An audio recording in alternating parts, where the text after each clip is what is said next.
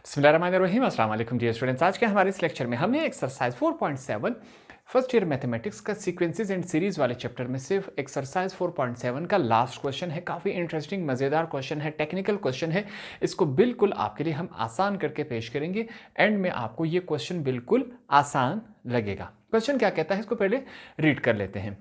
Joining the midpoints of the sides of an equilateral triangle having half the perimeter of the original triangle is obtained. We form a sequence of nested equilateral triangles in the manner with the original triangle having parameter 5/2. What will be the total parameter of the triangle formed in this way? ये हमारे पास question है।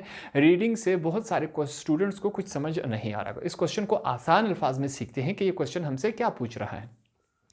कुछ बातें बार बार repeat हो रही हैं, जैसे कि इक्विलेटरल ट्रायंगल हमें मालूम होता है। इस वाले शेप को हम क्या कहते हैं? ट्रायंगल जिसके 3 साइड्स होते हैं। यहाँ पर ट्रायंगल के साथ लफ्ज इस्तेमाल हुआ है इक्विलेटरल निकला है इक्वल से। इक्वल किसे कहते हैं? बराबर से। तो हमने क्या सीखा कि हमारे पास ऐसा ट्रायंगल जिसके तमाम साइड्स क्या हो? बराबर हो। फॉर एग्जाम्पल हम एग्जाम्पल से समझते हैं कि ये वाला साइड क्या है? 6 सेंटीमीटर है। ए और सी वाला साइड क्या है? 6 सेंटीमीटर है। बी और सी वाला क्या है? 6 सेंटीमीटर है। तमाम साइड्स क्या है? बराबर हैं। तो ऐसी सूरत में इस ट्राइंगल को हम क्या कहते हैं? इक्विलेटरल ट्राइंगल कहते हैं। ये कॉन्सेप्ट क्लियर हो गया। दूसरा जो वर्ड है हमारे पास इस क्वेश्चन में बार बार रिपीट हो रहा है, वो हमारे पास है पैरामीटर। अब पैरामीटर किसे कहते हैं? किसी भी ट्राइंगल के पैरामीटर को। ठीक है, पैरामीटर किसी भी ट्राइंगल का निकल सकता है, जरूरी नहीं कि सिर्फ इक्विलेटरल ट्राइंगल का निकले। हम किसी भी ट्राइंगल का, किसी और फिगर का हम क्या निकाल सकते हैं? पैरामीटर। अब पैरामीटर किसे कहते हैं? अगर मैं आपको आसान अल्फाज में समझा सकूं, ये क्या है? पैरामीटर किसे कहते हैं? तीनों साइड्स को अगर आपस में ऐड करवा लिया जाए तो इस वैल्यूएशन को हम क्या कहेंगे? पैरामीटर कहेंगे। Perimeter addition of all sides. ठीक है, ये हमने लिखा। तीनों साइड्स यहां पर क्या है? 6 सेंटीमीटर है, तो यहां पर हम क्या लिखेंगे? 6 + 6। तो इस ट्राइंगल का हमारे पास पैरामीटर क्या है? 18 है। पैरामीटर का कॉन्सेप्ट क्लियर हो गया।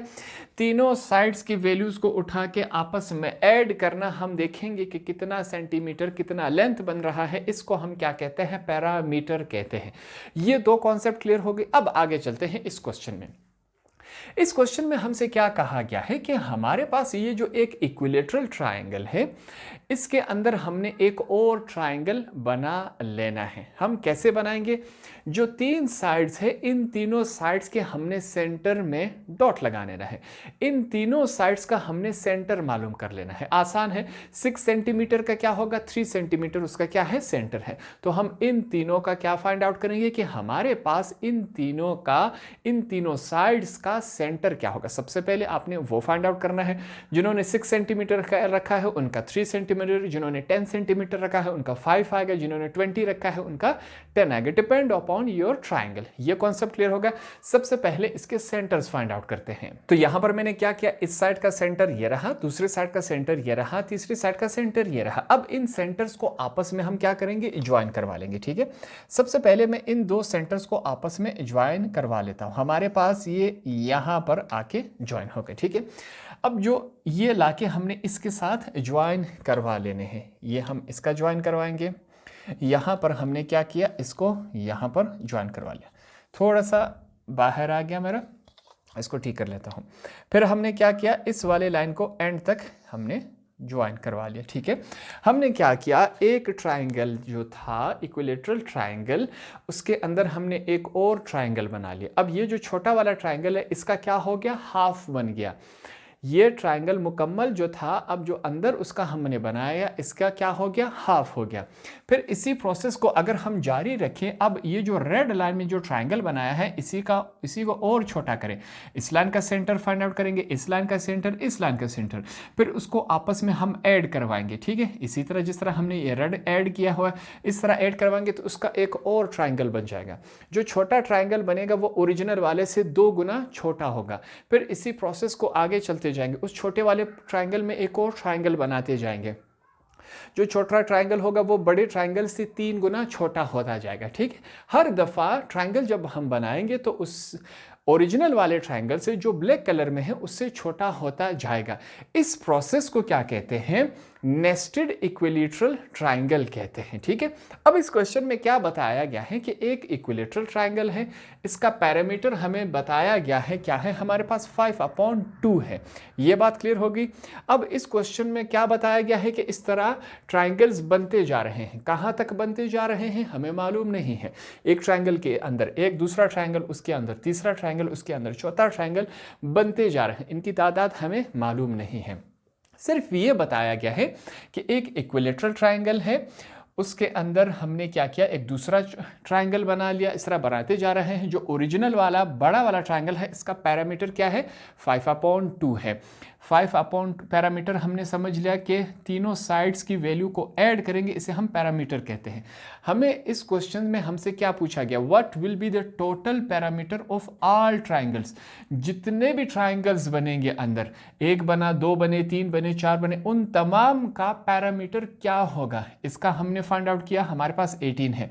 इसका भी ऐड करेंगे, तीसरे वाले ट्रायंगल का भी, चौथे वाले का भी, इस तरह तमाम का हम आपस में ऐड करेंगे। फाइनली चेक करेंगे कि हमारे पास टोटल पैरामीटर कितना बन रहा है। ये क्वेश्चन क्लियर हो गया, हमें समझ आ चुका है कि अब हमने क्या करना है, इसको सॉल्व कर लेते हैं। तो यहां पर सबसे पहले मैंने क्या लिखा हुआ है? Parameter of a triangle. हमने कहा इस क्वेश्चन में पैरामीटर हमने सीखा था, इन लाइनों को जो 3 साइड है इनकी वैल्यूज को आपस में ऐड किया जाएगा। जो भी आंसर आएगा हम इसके पैरामीटर समझेंगे कि ये इस ट्रायंगल का पैरामीटर है। यहां पर जो ओरिजिनल बड़ा वाला ट्रायंगल दिया गया है ब्लैक कलर में, उसका पैरामीटर हमें पहले से दिया गया है। क्या है? हमारे पास 5/2 है। यहां पर हमने लिख लिया, ठीक है। आगे हमने क्या लिखा है? Parameter of a triangle formed by joining mid point of the original triangle.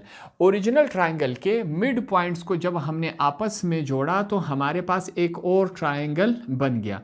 हमने कहा जब ये छोटा ट्रायंगल बन गया, अब ये बड़े ट्रायंगल का क्या है? आधा है, हाफ है। तो यहां पर हम क्या लिखेंगे? 1/2 मल्टीप्लाई बाय 5/2। तो ओरिजिनल का ये क्या है? आधा है। इस तरह अगर इसमें और छोटा सा ट्रायंगल, इसका मिड पॉइंट लिया जाए, इसका लिया जाए और इसका लाइंस लगा लिया जाए तो और छोटा ट्रायंगल बनेगा। तो ये ओरिजिनल वाले का क्या बना? 2 गुना छोटा। तीसरा बनाएंगे 3 गुना छोटा हो गया। इस तरह हर दफा 1/2 ऐड होता जाएगा। क्यों? क्योंकि बड़े वाले ओरिजिनल वाले से जो कि 5/2 है उससे छोटा होता जा रहा है। हर दफ़ा हाफ होता जा रहा है। जितना हाफ होगा 2 गुना हाफ होगा तो 2 दफ़ा लिखेंगे, 3 गुना हाफ होगा तो 3 दफ़ा लिखेंगे। ये प्रोसेस जारी रहेगा। इसका कॉन्सेप्ट क्लियर हो गया। ओरिजिनल कितना था? 5/2 पैरामीटर है, उसमें दूसरा ट्राइंगल बना है तो उसका हाफ बन गया। इसी तरह अब तीसरा ट्राइंगल क्या हो जाएगा? इसका 3 गुना छोटा हो जाएगा। तो यहाँ पर 1 दफ़ा हाफ है, अब 2 दफ़ा लगाएंगे। ये बात क्लियर होगी क्योंकि 2 छोटे ट्राइंगल्स बन गए तो 2 गुना छोटा हो गया। छोटा वाला ट्राइंगल बड़े वाले ट्राइंगल से। तो हम क्या लिखेंगे? Similarly parameter of next triangle. अब इसके अंदर रेड वाले में अगर हम एक दूसरा छोटा बना ले तो ये किस फॉर्म में बन जाएगा? ओरिजिनल वाले से 2 गुना छोटा हो जाएगा। तो हम लिखेंगे 1/2 मल्टीप्लाई बाय 5/2। ठीक है, इसको हमने इस शक्ल में लिख लिया। ये बात क्लियर हो गई।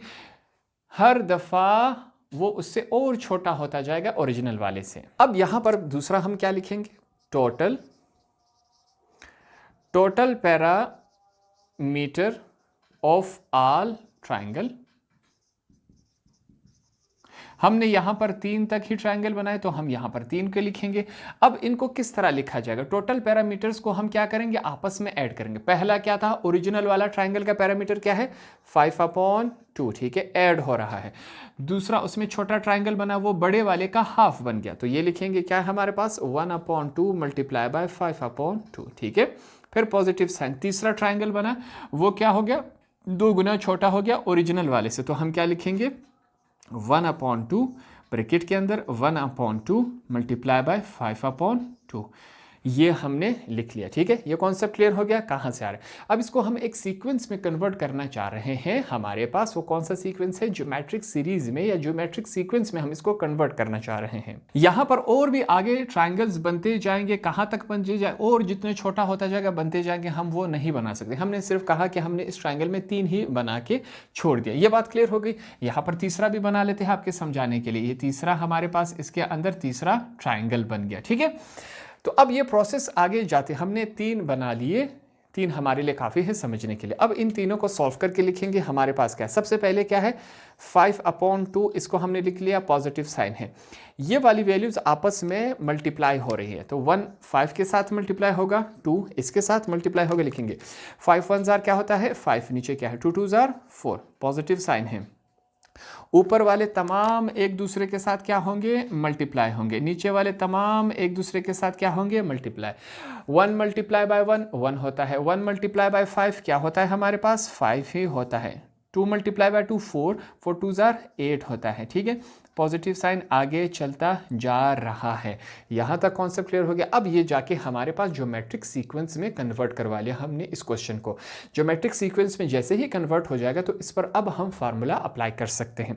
यहाँ पर कौन सा फार्मूला अप्लाई होगा, इनफाइनाइट। ये नंबर क्या है, लामहदूद है, एंड इसका मालूम नहीं है, तो सम ऑफ इनफाइनाइट वाला फार्मूला इस पर अप्लाई होगा। उसके लिए हम क्या करते थे, सबसे पहले हमने कहा जो पहली वैल्यू होती है इसे हम एज A1 ले लेते हैं।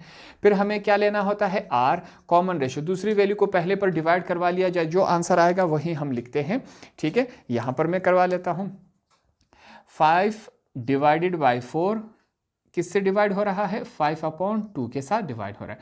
हमने कहा डिवीजन का डिवीजन उसका डिवीजन आ जाए, ऐसी सूरत में इस मुकम्मल वैल्यू को हम ऊपर शिफ्ट करवा लेंगे, ऊपर जाके ये क्या होगा, मल्टीप्लाई होगा। तो मल्टीप्लाई करवाएंगे, 5/4 पहले से मौजूद है, मल्टीप्लाई होगा। दूसरा शर्त क्या था कि ऊपर नीचे वाली वैल्यू ऊपर चली जाएगी, ऊपर वाली वैल्यू नीचे आ जाएगी। ये बात क्लियर होगी। कैंसिलेशन हो रही है वो करवाएंगे। ये 5 इस 5 के साथ कैंसिल हो गया, 2 1 जार 2, 2 2 जार 4। तो हमारे पास सिंपली वैल्यू क्या बच गई, यहाँ पर 1/2 ही वैल्यू आ गई जब हमने इसको सॉल्व किया। इस वाले हिस्से को सॉल्व किया तो 1/2 आ गया, ठीक है। हमने फाइंड आउट क्या करना है, सम ऑफ इनफिनिटी हमने क्या करनी है, फाइंड आउट करनी है। ये नंबर क्या है, इनफाइनाइट है, लामहदूद है, तादाद हमें मालूम नहीं है। यही फार्मूला इस पर क्या होगा, अप्लाई होगा। सिंपली हम क्या लिखेंगे, फिर से हमने यहाँ पर लिखना है वी नो दैट, कि हमें मालूम है कौन सा फार्मूला इस पर अप्लाई होगा। फार्मूला इसके नीचे अप्लाई लिखना है, मेरा नेक्स्ट स्टेप ये है, ठीक है। फार्मूला क्या है, sum of infinity is equal to, हमारे पास क्या है A1 1 माइनस R। ये हमारे पास फार्मूला है। वैल्यूज़ A1 की भी है, R की भी है, दोनों वैल्यूज़ उठा के इसमें हमने सिंपली पुटअप कर लेना है, ठीक है। तो ये किस फॉर्म में बनेगा, sum of infinite is equal to, हमारे पास A1 की वैल्यू क्या है 5 डिवाइडेड बाय 2 हमने लिखा, 1 माइनस लिखा, R की वैल्यू हमारे पास क्या है 1/2 ही है हमारे पास वैल्यू, ठीक है। ये इसके बाद क्या है, नेक्स्ट स्टेप है। फिर से नेक्स्ट स्टेप आपने इसके नीचे करते जाना है, मेरे पास स्पेस कम है, 5 डिवाइडेड बाय 2। इस वाले हिस्से को हमने रफ वर्क में सॉल्व करना है, देखना है हमारे पास आंसर क्या आएगा। मैं डायरेक्ट आंसर इसके साथ लिख दूंगा, ठीक है। ये क्या है, रफ वर्क है, हम हवाला दे रहे हैं। हमारे पास वैल्यू है 1 माइनस 1/2, ठीक है। ये वैल्यू है, इसको आपने साथ में यहाँ पर रेफरेंस के तौर पर रफ वर्क में करना है या नीट वर्क में। हम लिखेंगे मैथमेटिक्स में जहाँ पर कुछ नहीं होता वहाँ हम 1 समझते हैं। 1 और 2 का एलसीएम क्या आएगा, 2 आएगा।